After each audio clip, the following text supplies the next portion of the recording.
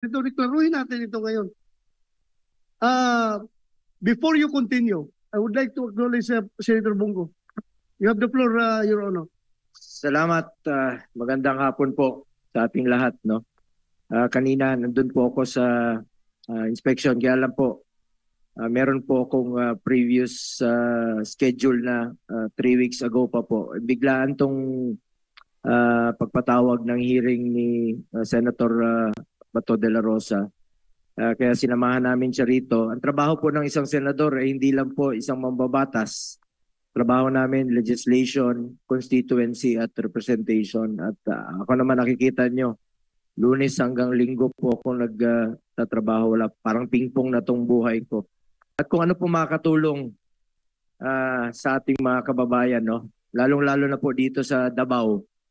Dahil ako, bata pa ako, maalala ko talaga noon pa. Tahimik tong Davao. Magulo to, mga early 1980s. Naging mayor na po si former president, former mayor. Tahimik na po ang buhay dito. And used to be known as the most livable city in the Philippines. No? Tahimik po ang buhay dito. At hindi po magiging successful yan, hindi po dahil sa ating mga kapulisan. Hindi magagawa ni Mayor Duterte yung trabaho niya, kundi po dahil sa inyo. Kaya nga kanina nakita ko si General Torre. Naalala ko lang po, ito nasubaybayan ko yung career ng ating chairman. Ang posisyon na hindi niya nakamtan bago siya naging Chief PNP ay maging RD po ng regional office ng Region 11. Naging Chief PNP siya pero hindi siya naging RD. So napakahalaga po niya, no? Isa po 'yan sa pinaka-prestigious na opisina, regional director ng Region 11.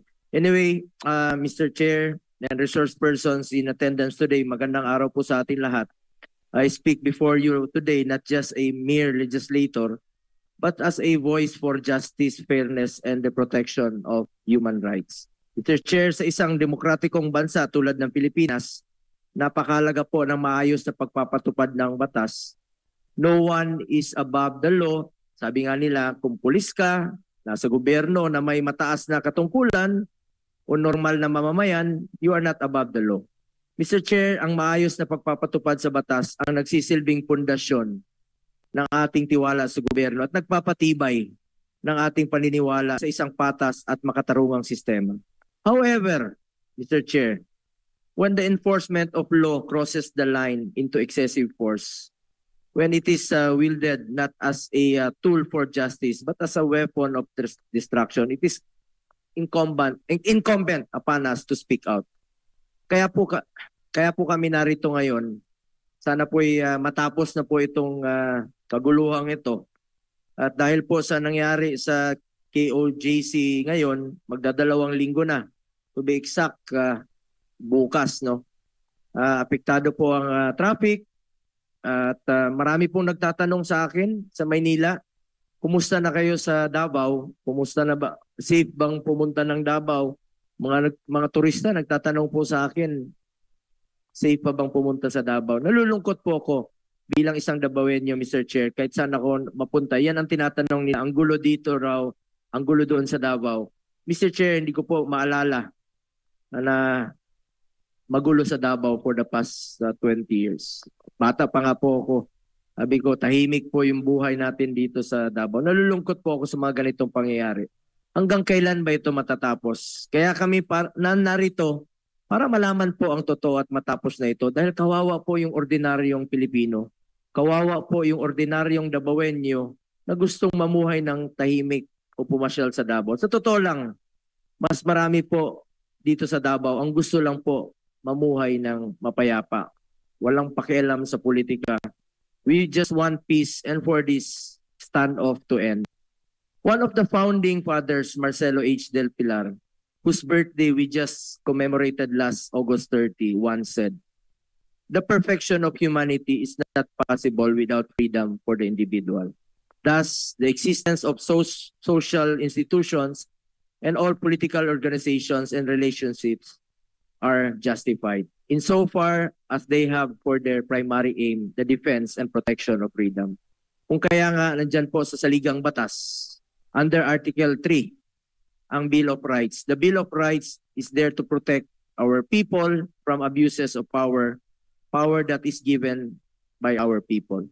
The Bill of Rights is our collateral, our security, our safeguard against abusive people in the government. As we are all aware, Pastor Quiboloy, a spiritual leader, stands accused. But today, I am not here to argue about his innocence or guilt because that is for the courts to decide. Nasa korte naman po ito. Instead, I want to address the disturbing exercise of power or the use of excessive force in the implementation of the warrant of arrest against him. Mr. Chair, this representation for so long strongly condemns any excessive use of force in pursuit of our official duty. Lagi po akong umaapila sa gobyerno, especially to our law enforcers, to be prudent in their actions and remain fruitful to their mandate to serve and to protect. Kaya naman po ang trabaho ng pulis, to serve and to protect. Hindi kailanman magiging susi ang karahasan sa pagkamit natin ng hustisya o sa kasagutan sa ating mga katanungan. The continued occupation of police personnel in the Kingdom of Jesus Christ, KOJC, compound here in Davao, and the terror it brings to the community are causes of concern. While it is the duty of the police to serve an arrest warrant, there is no excuse for using force, creating fear, compromising the safety of civilians, disrupting the peace in the community, and the face-to-face classes of students enrolled and occupying a place of worship.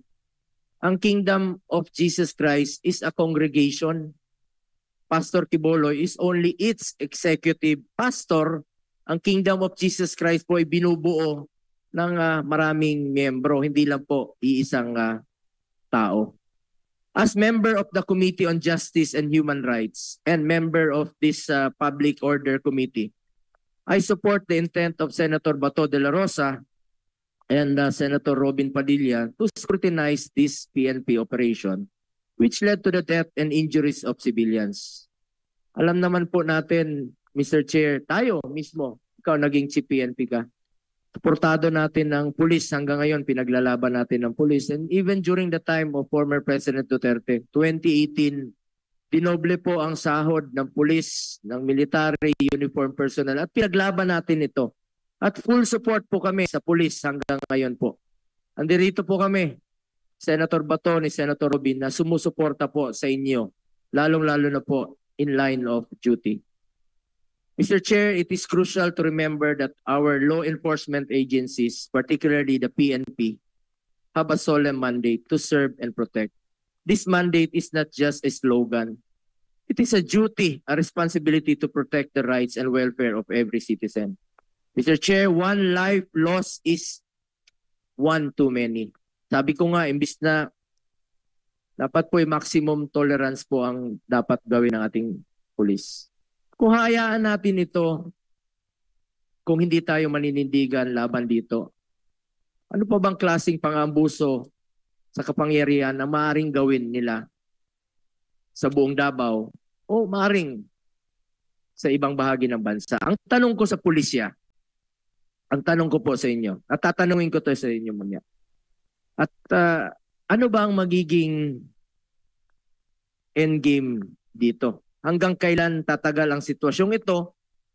Ano ba talagang endgame dito? As gusto ko rin pong tanungin ang KOJC. Ano bang inaasahan ninyo mula sa gobyerno para matapos na po ito? Nandito po ang komite upang makatulong at matapos na po ang standoff na ito. Alam niyo, kawawa yung taong bayan. Kawawa yung mga inosente. At kawawa yung pulis kanina. Pinuntahan nga namin. Tinatanong namin sila. At kailangan lang nilang sumunod sa kanilang trabaho. Ang amin dito is kailan ba ito matatapos? Mas marami pong Pilipino ang gustong mamuhay ng tahimik. Maraming salamat, Mr. Chair. At isisingit ko na lang din po kanina kasi nag-discuss kayo. to General Torre. Pag mayroong mga earthquake, di ba usually ilang araw ba ang lifespan ng, sa tingin nyo, bago na kayo mag-i-end ng inyong search? Pag merong bumagsak na gusali, halimbawa nung sa earthquake sa Baguio, ilang araw usually ang standard operating procedure na sa tingin ninyo tama na, wala nang pag-asang makita yun? At pangalawa, after 13 days, no, do you think sa tingin ninyo kung may tao talaga doon sa ilalim, magsusurvive pa yun sa ngayon? Paano siya magsusurvive? May hangin, may pagkain, may aircon ba doon? Sa tingin ninyo, ano pang pwedeng madidiscover ninyo doon sa ilalim? Kung meron talaga kayong hinahanap doon sa ilalim after 13 days po. Your Honor, as for your first question, I'm not an expert on the rescue and on how long can a rescue be conducted.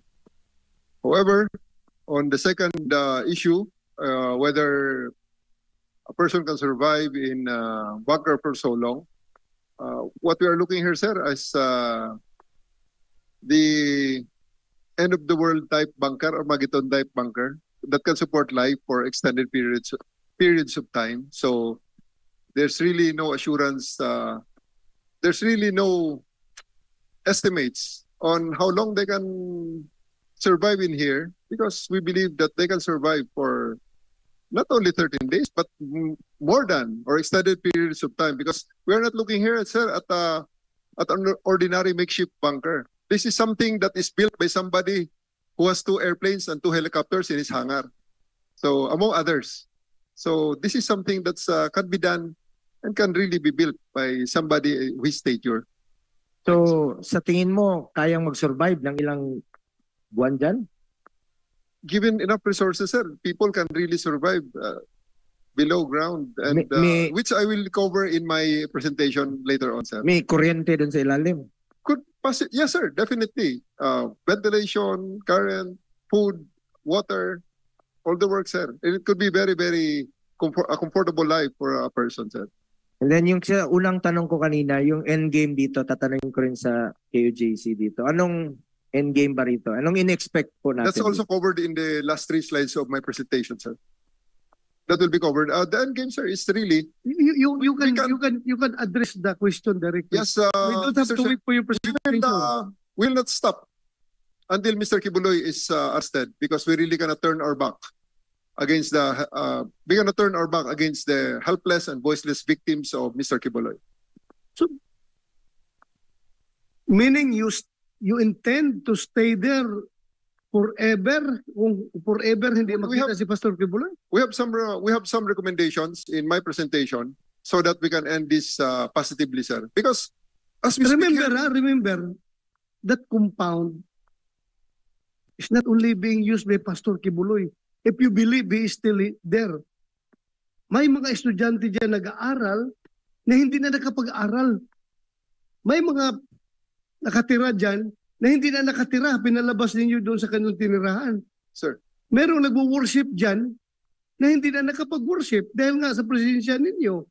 So, you mean to say you are willing to sacrifice all these rights, all these